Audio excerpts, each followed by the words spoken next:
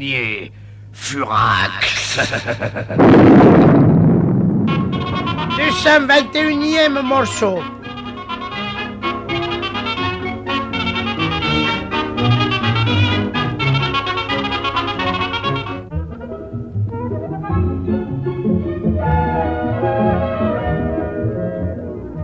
Or donc, par cette belle matinée de la fin de l'été 1855, Son Altesse impériale Eugénie et l'empereur Napoléon III organisaient un pique-nique dans le parc de Saint-Cloud en l'honneur de nos amis.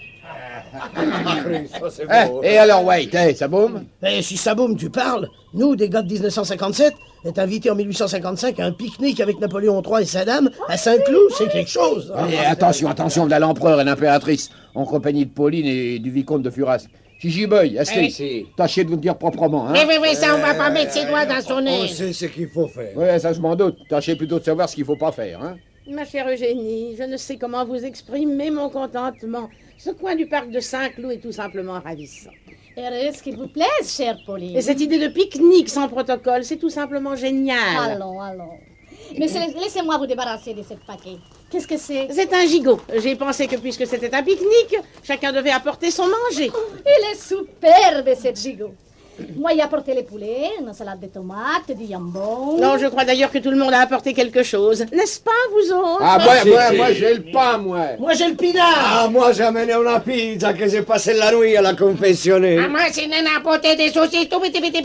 Et puis, n'a apporté aussi des grandes saucisses, et puis des moyennes, du 35, du 38, et puis des sardines aussi, que l'a acheté au détail. Là, sont dans mes poches, là. Tenez la belle sardine. Eh bien, tout est pour le mieux. Jusqu'à Sa Majesté l'Empereur qui apporte sa quote-part, n'est-ce pas, si? Oh, peu de choses, mon cher vicomte. Quelques amuse-gueules. Des artichauts, des radis, un concombre, un peu de carottes en branche. Oh, c'est bon, ça. Et vous, MacMahon, qu'est-ce que vous avez amené? Solide appétit, sire. Sacré MacMahon, toujours le mot pour rire. C'est pas pour rire, sire. J'ai faim. Alors, Eugénie, où s'installe-t-on? Eh ben, mais là où nous sommes, l'herbe est épaisse, l'ombre est propice. Eh bien, Si parfait. c'est propice, il ne va profiter. Allez, alors, tout le monde assis. Et sans souci de pression. Allez, pousse. Mettez-vous là, Pauline. Ah, moi, c'est Vélez à côté de l'impératrice. Sire, si vous le permettez, je vais faire le service. Mais qui parle de service à la bonne franquette? Eh oui. Tiens. Mais d'où vient ce cri? On dirait un bébé. Oui, c'est le mien, votre majesté. C'est mon petit Sastène. Je l'ai amené pensant que le grand air lui ferait du bien. Vous avez bien fait, vicomte de Furasque. Mais où est-il? Dans le seau, votre majesté, juste derrière vous. Mon Dieu, qu'il est mignonne. Quel âge-t-il? Il aura 8 jours demain. Mais votre majesté, je crois qu'il s'est oublié sur... C'est rien. Mais il vaut mieux les laisser dans les seaux. Oh, sire, dites un petit morceau de pizza, hein, que je me suis assis dessus pour lui donner la bonne température. Ah, volontiers, mon ami, merci. Délicieux. Madame l'impératrice, s'il vous plaît, voulez une bonne saucisse? Bien Hein? sûr, bien sûr. Il est charmant, Pauline, votre petit zézibon. Oui, il est charmant, mais un peu effronté. Moi, c'est effronté, et moi, c'est effronté. Voilà, ça, alors, merde, alors. Il est quand même. Dites donc, MacMahon, ça fait le 6e tranche de gigot que vous avalez. Si ça ne vous ennuie pas, je l'aime aussi. Pas tant que moi, sire. Chère Eugénie, la moutarde, s'il vous plaît. Voilà, chère Pauline. Un cornichon. Volontiers. Et envoyez le poulet. Qui veut une sardine, vous, sire? Avec plaisir. Et passez-moi les radis et les saucissons. Oh, on mange, mais on boit pas souvent ici. Oh, mais mince c'est alors. pas vrai. Monsieur le Furasque, les bouteilles. Ah, voilà, sire, voilà. Oh, je suis navré, on a oublié les verres. Oh, mon Dieu, la belle affaire. Mais on pique-nique, non? Alors chacun son flacon de rouge. Et au goulot. Allez, au boulot, les gars. Allez. Ça me fait penser qu'il faut que je donne le biberon à Sastène. Ah oui. Ah, eh bien, mes amis. Ça commence à aller mieux. Sire, si vous nous chantiez quelque Oh, chose. ma chère Pauline, je sais bien qu'on pique-nique, la chanson est de rigueur, mais enfin, moi... Gigi Boy, Gigi allez, Boy, Gigi allez. Boy. Allez, une Allez, chanson, vas-y, quoi. quoi. En l'honneur de leur majesté. Ah, moi, si vous bien, mais vous savez, c'est Dazou, c'est un amateur. Oui, allez, vas-y, allez. Passez-moi le bidon, là, s'il vous plaît. Merci bien. Voilà, si vous vous sentez, il n'avait pas fait exprès, il n'avait pas moulé l'éléphant. Voilà. 1, 2, 6, 4. Il n'avait pas fait exprès, il n'avait pas moulé l'éléphant. Sentez-moi, Asti, il a laissé là-haut, il elle avait marché dessus. Alors ils sont venus lui demander. Bravo, bravo. C'est joli, hein? Bravo, une autre, bravo. Bravo, Gigi Boy. Très bien. Bon. Eh bien, si vous le permettez, je vais aller me dégourdir un peu les jambes et faire quelques pas pour faciliter la digestion. Ah, Monsieur Black, Monsieur White. Oui, sire. Voulez-vous me suivre dans ce massif de bégonia? Nous serons mieux à l'aise pour bavarder un peu. Voilà, Voilà, sire, sire, on arrive. MacMahon, venez aussi, voulez-vous? Vous n'êtes pas de trop. Alors que j'ai rien, moi aussi, je peux pas vous abandonner comme ça, non? Asti, restez là. Madame Apolline, que je m'imposez pas, je viens de mon propre gré. Pourquoi on peut avoir besoin de mes services, non? Alors, Monsieur Black, Monsieur White, l'impératrice m'a dit que votre souveraine, Pauline -4, lui avait confié que vous seriez heureux que nous bavardions ensemble. Eh bien, bavardons et soyez heureux. Et peut-être suis-je de trop, sire. Mais non, MacMahon, ne soyez pas toujours inquiets. Alors, messieurs, de quoi s'agit-il? Eh ben, Voilà, n'est-ce pas Allez, parle, White, écoute. non, toi, Black, vas-y, dis. Eh bien, voilà, sire, nous... Nous voudrions... Ah non, je peux pas. Christ, c'est pas difficile. Écoutez, Majesté, que ces deux messieurs, ils sont bien embêtés. Embêtés? Mais pourquoi? C'est à cause de cette mauvaise impression que vous avez contre le général Pélissier. Pélissier? Enfin, je ne vois pas en quoi les affaires intérieures de la France peuvent... Ah non, permettez, sire, ce sont pas les affaires intérieures de la France. L'Europe est en jeu, le monde est en jeu. Et l'État de Samakoutra voit avec tristesse cette guerre de Crimée tourner au désastre. Au désastre? Et justement, qui est responsable de ce désastre? Pélissier m'a fait perdre 5000 hommes. Oh, sire, si on devait limoger les généraux chaque fois qu'ils font perdre des hommes, il n'y aurait plus guère d'élèves à l'école de guerre. Christ, on l'a pas fait exprès, ce pauvre Pélissier. Doit être le premier embêté, va. Alors, messieurs, où voulez-vous en venir? Eh ben, sire, nous qui connaissons la fin de la guerre de Crimée... Et nous qui savons que c'est Pélissier qui en était le vainqueur. Pardon, je vous interromps. Comment le savez-vous? Ça c'est facile, avec l'olive. Non, asti, nous le savons, sire, par nos astrologues. Oui, nos yogis, nos fakirs. Et ça, ils sont formels, c'est le général Pélissier qui doit gagner. Et si, alors bien sûr que si vous leur envoyez à la campagne... Avouez, messieurs, que votre requête est pour le moins étrange. Oui, ça, on sait bien. Mais si vous saviez comme on est sincère, sire. On peut pas tout vous dire, mais... Croyez-nous, Pélissier sera le vainqueur de Sébastopol. Alors, gardez-le, quoi. Enfin, qu'est-ce que vous en pensez, MacMahon? Mais, sire, je ne connais pas la question. J'avais pris une grande décision. J'étais mécontent de Pélissier et j'avais remis le commandement à Niel. Oui, Vaillant, le ministre de la guerre, m'en a parlé. Vous ne m'approuvez pas? Non, sire, je ne peux pas approuver. Niel est un spécialiste, un ingénieur, même de grande valeur, ne suffit pas pour commander une armée. Pélissier a éprouvé un échec, mais ça peut arriver aux meilleurs généraux. À moins de faute grave, on ne destitue pas un général en chef parce qu'il vient d'être malheureux. Alors, MacMahon? Peut-être la lettre que j'ai fait envoyer à Pélissier est-elle encore à Marseille? Peut-être, sire. Alors, comptage de la récupérer. Oh, merci. Merci, sire, merci. Ah, ça, vous êtes un grand chef d'État. Soyez heureux, monsieur Black et White. On va essayer de retrouver cette lettre. On la retrouvera, si, ça c'est sûr, sire. Oui, nous savons que Vaillant ne l'a pas encore expédié. Vous en savez des choses, messieurs. Christo, monsieur Napoléon III, que si vous aviez ce livre d'histoire, vous en sauriez autant que nous. À suivre! C'était signé Furax, 221e épisode. Avec Jean-Marie Amato, Maurice Biraud, Claude Dasset, Robert Verbeck, Robert Franck, Edith Fontaine, Hélène Baron, Bernard Dumaine, Orbal, Claude Nico, Laurence Riesner, avec Pauline Carton, Gigi Boy et les auteurs. Et la mise en onde. et Pierre Arnaud de Chassis-Poulet, voyons. Ça change jamais, ça signé Pierre Dac et Francis Blanche.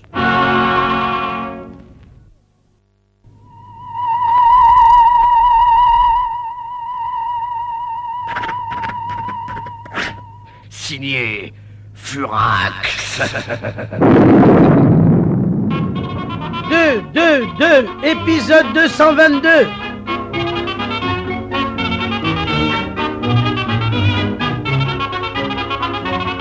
MacMahon, Sire? vous voyez cette lettre? Oui, sire. Elle est signée Napoléon III, empereur des Français. C'est celle que j'avais fait envoyer au général Pélissier pour le destituer. Vous auriez eu tort. Vous me le dites, et ces messieurs Black and White, les ministres de la Maharanné, me l'ont dit aussi. Alors, pour vous faire plaisir, cette lettre... Voilà. Je crois que c'est une belle action, sire. L'avenir nous le dira. Quoi qu'il en soit, il faut que vous partiez pour la Crimée, MacMahon. C'était prévu, sire. Je veux que vous examiniez la situation de près et que vous aidiez Pélissier à prendre Sébastopol. Compris? Compris, sire. Et quand vous y serez, restez-y. Je me décide toujours lentement quand il s'agit d'aller quelque part. Mais quand j'y suis, j'y reste. Merci, MacMahon.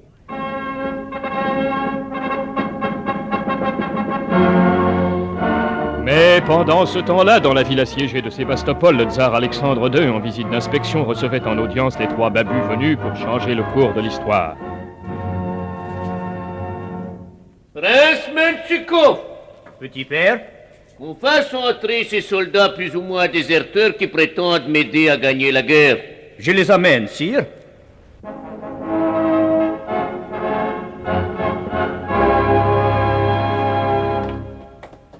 Or donc déjà voici les 3 personnages qui tiennent dans leurs mains les clés de l'histoire. Nous ne tenons dans nos mains les clés d'aucune histoire, sire, mais dans nos cœurs, le désir sincère de vous voir victorieux. Qui me prouve que votre influence peut être efficace. Nous connaissons les événements comme ils doivent se passer, sire. Alors il nous est facile d'éviter les erreurs. Et si... nous faisons supposition, bien sûr. Si vous empêchez Sébastopol d'être prise, si vous faites que Russie gagne guerre de Crimée, qu'allez-vous demander à moi en échange?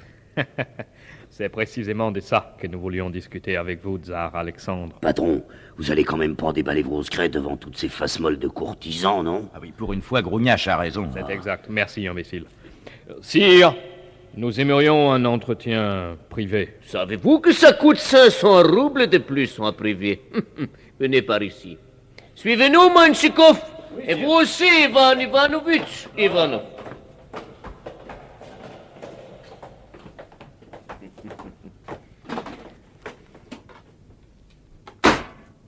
Ici, nous serons tranquilles. Alors, parle. Toi, qui tu te nommes, comment? Claquemif! Si tu me fais gagner bataille de Crimée, ce n'est pas pour besoin de tsar Alexandre. Non, sire. Pourtant, ils sont pas mal, ces yeux. Pas vrai, patron? La ferme, Grognache. Oh. Ne complique pas la situation internationale. Sire, la question est très simple. Nous travaillons pour la gloire de notre pays, comme vous travaillez pour la grandeur du vôtre. Le Philékistan doit régner sur l'Asie, comme vous voulez régner sur l'Europe. Les tsars et les grands babus doivent se partager l'ancien continent. C'est simple. Très simple, monsieur Clapmuf. Comme toute politique réaliste. Alors? Alors moi, je me taperais bien une vodka. Grognache, la paix! Oh, la paix, c'est plutôt la guerre qui vous arrange, non? N'essaie pas de comprendre, crâne des tortues décalcifiées. Prince Menchikov, explique-lui que chez nous, on ne boit la vodka qu'avec les amis. Oui, sire. Sire, je suis persuadé que nous allons très bientôt devenir des amis. Si vous voulez gagner la guerre, bien sûr. Si vous ne voulez pas que la chute de Sébastopol soit votre punition, et que le peuple puisse dire plus tard Crimée, châtiment. Crimée, châtiment. Très amusant, très. Ris, Prince Menchikov. Ah, oui, Moi aussi, oui. Ivan Ivanovitch Ivanov. Crimée, châtiment.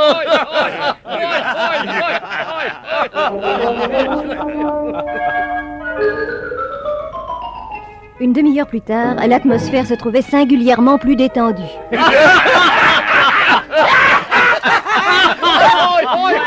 Monsieur Claquemuf, monsieur Tom, monsieur Grognache, je suis très content. Oh, Non, je suis très content. Vous êtes des hommes comme je les aime. Si, avec qui on peut cordialement discuter. Par Saint-Chachlik, vous me plaisez. C'est un vrai plaisir pour moi. Je me sens en confiance. Voyez donc quand je suis détendu, décontracté. Mais nous aussi. Voilà qui est bien. Atmosphère de cordialité nécessaire pour créer climat de compréhension. Ivan Ivanovitch Ivanov. Sire. Apportez pour trinquer avec mes amis caviar, vodka, cognac, alcool 90. Ah, voilà, sire. Avec Car Perrier. Mélange tout et remplis les verres jusqu'au bord. Attention, il faut boire d'un seul trait. D'un seul trait, sire? On n'a pas l'habitude. Il faut prendre donc. Vous n'avez pas ulcère à l'estomac. Oh non, sire, mais après, on va en avoir. Très drôle. Allez, à notre amitié. Hop.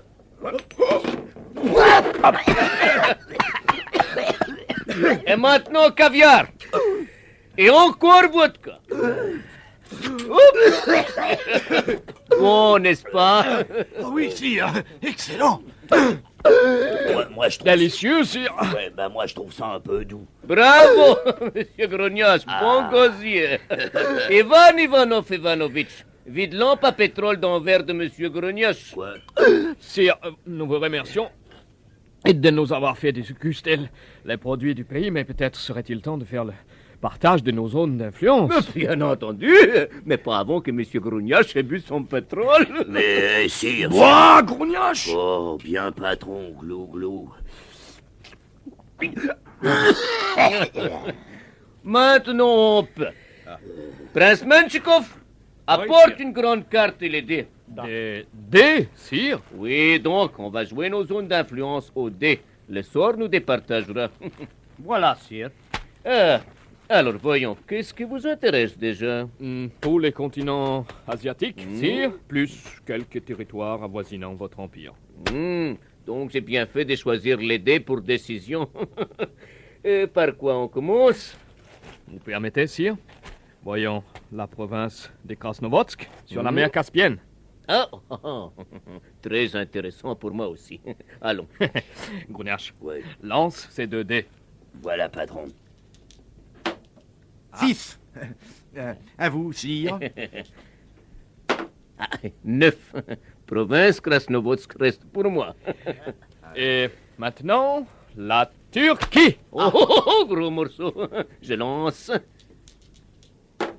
10. Presque gagné. À moi. Patron, attention. 12. C'est bien, les sorts à parler pour vous. On joue quoi maintenant? Tous les restes.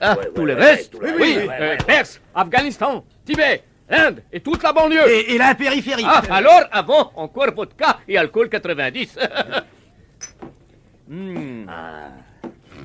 Hop.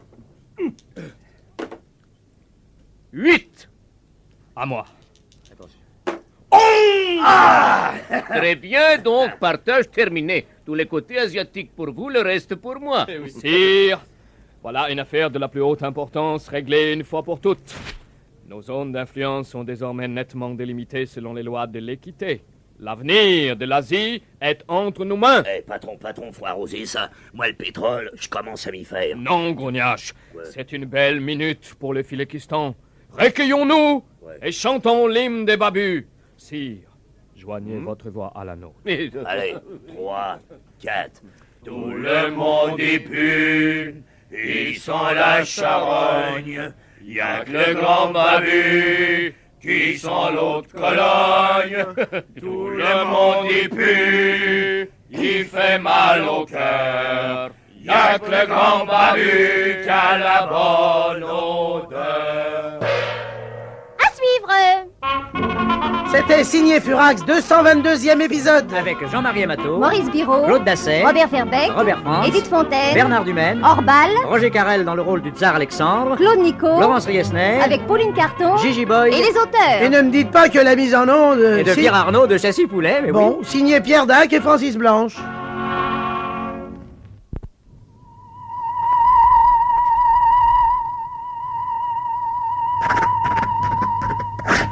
Signé Furax.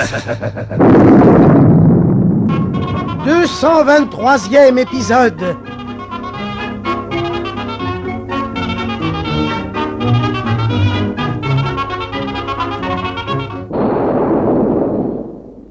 Le siège de Sébastopol continue, interminable et stérile. Les assiégeants piétinent, les assiégés s'ennuient. C'est le refrain monotone de l'éternelle chanson obsidionale. Mais un nouvel espoir est né dans le cœur du tsar Alexandre. 3 hommes venus d'un autre siècle lui ont promis de rétablir la situation et de lui faire gagner la guerre de Crimée. Et ils ont l'air d'y croire, ces babus, malgré les fumées mal dissipées des libations de la veille. Grognas, Monsieur Clegmeuf. tu te sens bien? Ah oui, patron, pourquoi? Ah, Théo, vous entendez, il demande pourquoi. Il doit être blindé parce que, en effet, avec ce que le tsar nous a fait avaler hier. Ah, ces mélanges de vodka, de cognac Oh. et d'alcool à Oh là 90. Ah, j'ai une de ces gueules de bois. Oh, moi aussi. Eh ben, pas moi. Seulement moi, j'ai bu du pétrole après, ça a Oh. tout fait penser. Oh, Là. Grognache, donne-nous des quarts, Perrier. Tenez. Ah oui, vite. Voilà, Merci. patron. Merci, Mais mon vous gars. voulez pas un peu de pétrole? Oh. Il y a encore Ah une là. lampe, là. Où Ah non, la paix, Grognache. Ouh, aïe, aïe, ma tête. Mais vous n'êtes pas forcé d'en boire. Vous avez qu'à simplement sucer la mèche avec un bout de sucre. Oh. C'est souverain. Oh, tiens, en parlant de souverain, voilà le tsar. Bonjour mes amis, comment ça va? Oh, très bien, Très bien. Ivan Ivanov Ivanovitch, apporte tout de suite vodka pour mettre en train avec cognac non, et alcool. sire, il faut... Juste pour trinquer. Oh, oui, À votre santé donc. Santé, sire. Je suis très content que nous sommes d'accord sur nos zones d'influence. Ah, nous aussi, sire, mais il ne suffit pas que nous soyons d'accord. Maintenant, pour que cet accord soit efficace, il faut agir. Agir, bien sûr. Mais comment? Il faut, à tout prix, empêcher la prise de Sébastopol, sans quoi nos accords demeureront lettres mortes. Nous empêcherons donc. Ouais, ben c'est pas le tout de le dire, faut le faire. Grognache a raison. Il faut prendre des mesures immédiates. Nous prendrons donc. Vous proposez quelque chose? Oui. Il faut miner tous les ouvrages. Et en particulier la tour Malakoff. Très bonne idée. Je vais donc donner ordre de miner sans retard. Lieutenant Vladimir Vladimirovitch, sire. Nos services secrets viennent de recevoir un message urgent et confidentiel. Par voie télégraphique ordinaire? Non, sire, par voie spéciale pyélographique. Par voie... Oh, quand nos services transmission emploient ces moyens, ainsi c'est que c'est grave. Très grave, sire, et de la plus haute importance. Alors communique-moi vite ces messages secrets. Et tout de suite, sire, mais... Tu peux parler devant mes amis. Bien, sire. Les messages secrets disent ceci. Les pot-au-feu va bientôt rouler dans la marmite. Qu'est-ce que tu dis? Les pot-au-feu va bientôt rouler dans la marmite. Tu es sûr? Certain, sire. Ce n'est pas possible. N'est-ce pas plutôt les CV de lapin à plonger dans les samovars? Non, sire, Ou la blanquette à glisser sur la chaise longue? Non, sire, c'est les pot-au-feu. Ou encore la tête des veaux à sauter le mur? Non, sire, le message est formel. C'est bien les pot-au-feu va bientôt rouler dans la marmite. C'est bien. Tu peux disposer. Mes amis, vous avez raison, il faut agir et vite. Vous vous rendez compte, les pot-au-feu va bientôt rouler dans la marmite. Eh ben, faut pas vous frapper, sire. Un pot-au-feu vaut mieux qu'il roule dans la marmite que sur le carreau. Silence, idiot! Sire, il s'agit, si j'y comprends bien, d'un message rédigé en code. Naturellement. Et peut-on savoir quelle est sa signification en clair? Je n'ai rien à vous cacher. Mais j'ai de la peine à y croire. C'est tellement grave. Très, très grave. Écoutez bien. Le pot-au-feu va bientôt rouler dans la marmite. Ça veut dire le général de MacMahon doit rejoindre le général Pélissier très bientôt, sinon sous peu.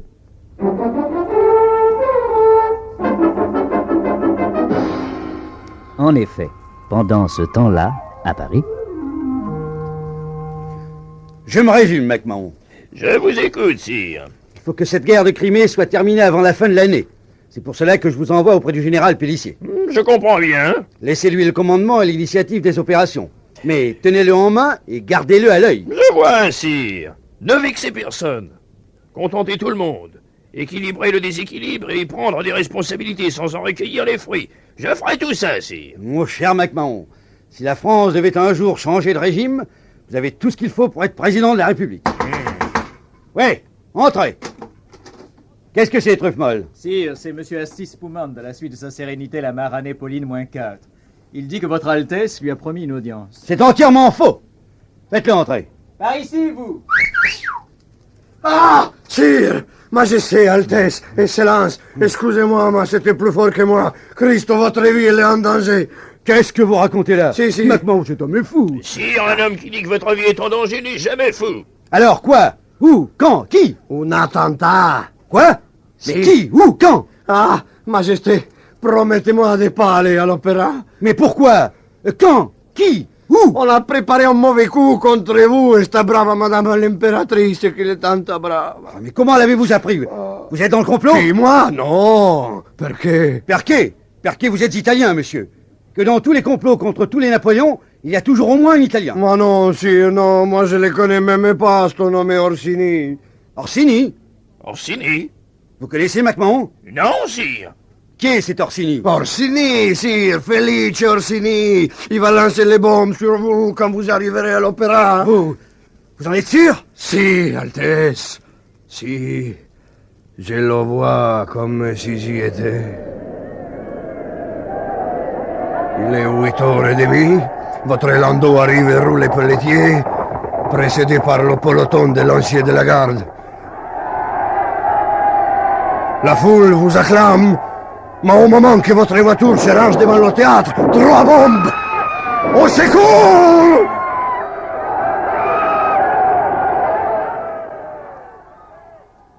Mon Dieu! Est-ce que je suis blessé? Non, sire. Non, mais c'est moins d'eux, hein. Le nez, les écorché, le chapeau troué. Et ma femme? Ah non, sire, non plus, non plus.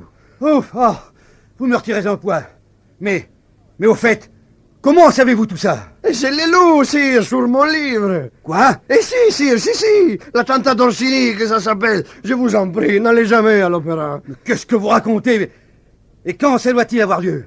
En 1858, sire, le 24 janvier 1858. Mais nous sommes en 1855, il est fou, sire. C'est sûr. Mais que non, tout le monde dit c'est ça, l'attentat d'Orsini, 8 morts, 56 blessés, le 14 janvier 1858. Je l'ai lu, n'y allez pas, je vous en supplie, n'y allez pas. Entrez! Qu'est-ce que c'est encore, Truffemolle? Ce sont les 2 ministres de la Maharanée. Ils cherchent leur ami qui est ici. Ah, ça tombe bien. Qu'ils entrent. Sire. Ah, le voilà. Bonjour, messieurs. L'empereur aimerait que vous le débarrassiez de votre ami. Oui, il me paraît un peu dérangé. Mais oui, sire, il est fou. Et on lui avait interdit de venir vous trouver. Il m'a raconté une histoire d'attentat qui doit avoir lieu dans 3 ans. Mais oui, c'est un obsédé. Oui, il a l'idée fixe des attentats. C'est d'être italien, n'est-ce pas? À votre époque, ça lui donne des complexes. Ah, Christ, on ne me croit pas. Non, allez, venez, Asti, allez. Excusez-nous, sire, nous nous retirons. Le bonjour, Excellence, et mes hommages à votre souverain. Oui, d'accord. Ces étrangers sont bizarres, n'est-ce pas, Macmahon? Les étrangers sont toujours étranges, sire. M'empêcher d'aller à l'opéra le 14 janvier 1858, c'est un peu fort. Puisque c'est comme ça, j'irai. Na.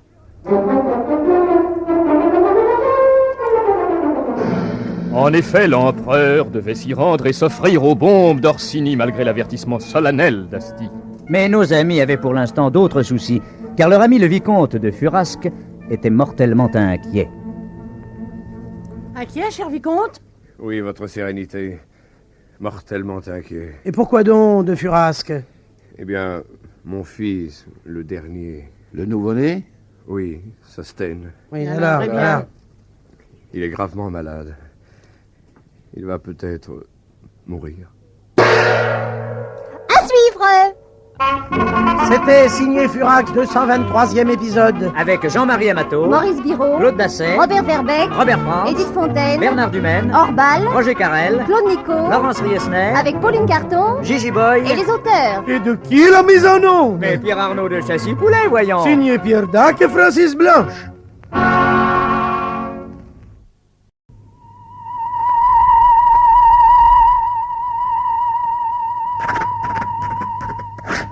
Signé Furax. 224e épisode.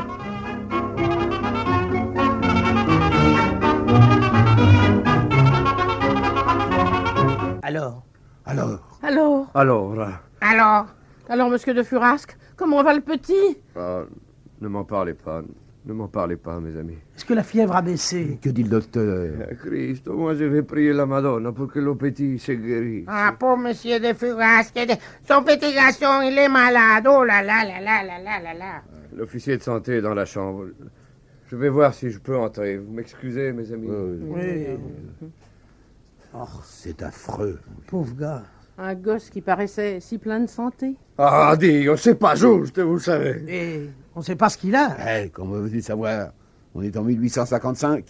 La médecine est plus jeune que le gamin qu'elle doit soigner. Oh là là là là là là, c'est terrible ça. Peut-être Gigi Boy, il peut donner son sang pour guérir les petits garçons, peut-être, non? Non, Gigi Boy. Tant qu'on ne sait rien, on ne peut rien faire. Ah, voilà. Tiens, le vicomte qui revient. Oui. Alors, que dit le médecin? La consultation n'est pas finie, mais il n'y en a plus pour longtemps. Asseyez-vous un instant, monsieur de Furasque. À quoi ça sert? À quoi ça sert? À quoi ça sert? Saleté de vie! Pourquoi s'acharner après un petit être qui vient de naître? Prenez-vous-en à moi, allez-y! Accourez les fièvres, les délires, les douleurs, les nausées, les cauchemars! Attaquez-vous à Honoré de Furasque! Il vous attend! Mais pas un petit bout d'homme de 15 jours qui ne comprend même pas ce qui lui arrive. Non, allons, vicomte. Oh, calmez-vous.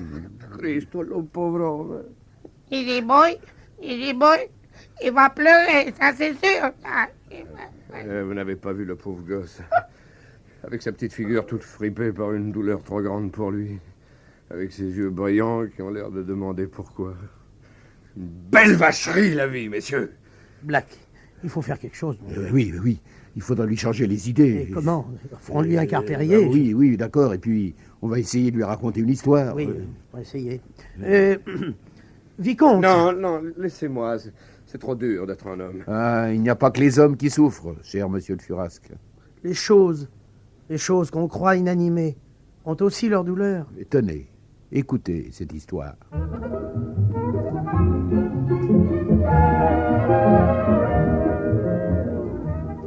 Née des amours du Rhône et de la Saône, la Linotte, charmante petite rivière, prit sa source par un clair matin d'avril. Toutes les divinités lacustres et fluviales étaient présentes à sa naissance, et le plus heureux présage semblait présider à sa destinée. Ses premières années s'écoulèrent, douces et tranquilles. Son père, le Rhône, établit en aval de Lyon un barrage pour que l'eau dont elle était nourrie fût exempte d'impureté. Gâtée et dorlotée par sa mère, la Saône, elle devint vite un adorable petit ruisselet, puis un ravissant ruisseau qui faisait l'admiration de tous et de toutes. Petit ruisseau deviendra grand, y murmurait parfois le vent par les chaudes soirées d'été. En effet, elle grandit, et de ruisseau un jour devint rivière.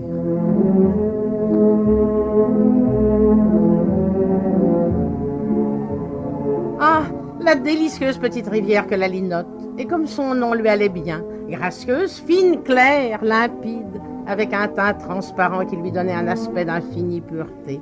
Un peu étourdie aussi. Elle s'allongeait paresseusement, s'étirait, serpentait à travers les vignes, s'arrêtant parfois sur un lit de pierre plate pour s'offrir à la caresse du soleil qui la faisait miroiter de mille feux étincelants.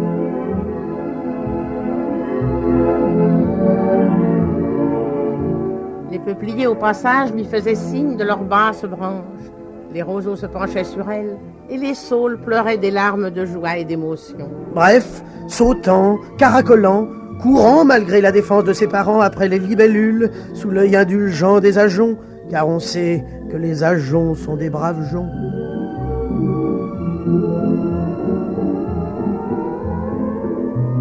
La nuit, la lune lui prêtait pour jouer ses plus beaux reflets d'argent et n'omettait jamais en s'en allant de lui laisser un croissant pour son petit déjeuner. La brise et le zéphyr venaient lui murmurer les plus beaux refrains qu'ils avaient rapportés de leur lointain voyage.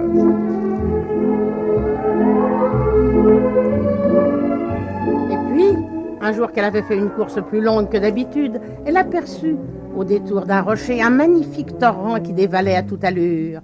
Le flot battant, elle s'arrêta dans sa course, le courant coupé.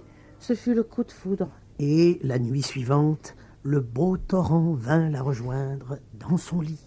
Il la quitta au matin, sur la promesse de confluer légalement avec elle. Hélas, promesse de torrent, autant en emporte le vent. Il disparut, et la pauvre petite Linotte, inconsolable, se mit à dépérir.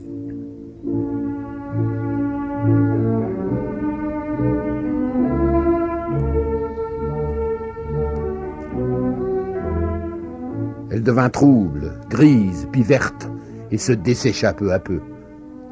Des traînées de vase apparurent, des rides, des plis, des sillons flétrirent la surface jadis si limpide, si translucide.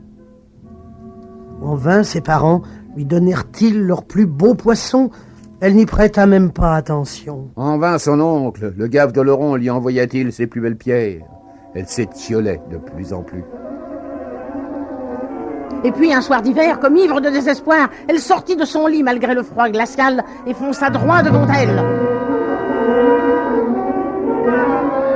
Écumant de douleur, rugissant comme une lionne blessée, elle emporta tout sur son passage. Troncs d'arbres, ponts, barrages, tout fut balayé comme fétu de paille.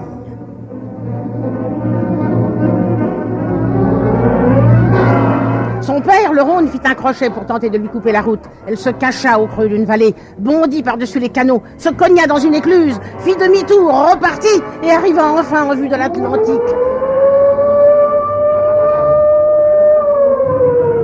Tous les cours d'eau, alertés par les sirènes et les tritons, se mirent à sa poursuite. Trop tard! La linotte, en une ruée sauvage, se jeta dans l'océan, qu'il engloutit à jamais.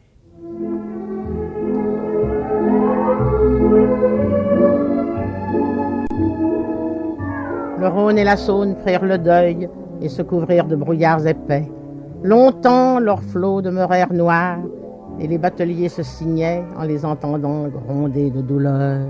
Et parfois en mer, quand les bateaux de pêche sont au large, un marin étonné s'écrie. Il n'y a plus de courant ici. On dirait qu'on est sur de l'eau morte. Eh oui, braves pêcheurs, de l'eau morte. C'est l'âme de la petite rivière qui de temps à autre remonte à la surface pour rappeler aux humains trop sceptiques qu'on peut encore mourir d'amour.